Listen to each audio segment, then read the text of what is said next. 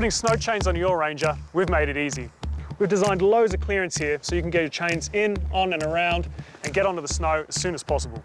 So when fitting chains to your Ranger, it's very, very important to make sure when you take them out of your car that they're unravelled and untangled.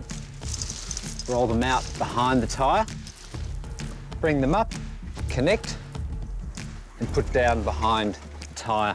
Bring the chain around, you've got a hook those together. You will get dirty, so sometimes it's good to get your mate to come out and do this instead of yourself. Next, we've got to tension the chain around the tyre.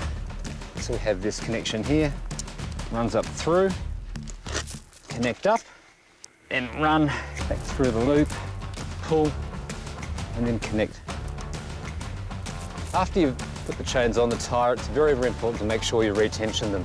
Drive forwards for about 20 metres at a very, very moderate speed. Come back to your tensioner, tighten them up again, and then drive off. Make sure when you do drive with the chains on, if you do hear any noise, always stop and check and retension. Safe driving on the snow.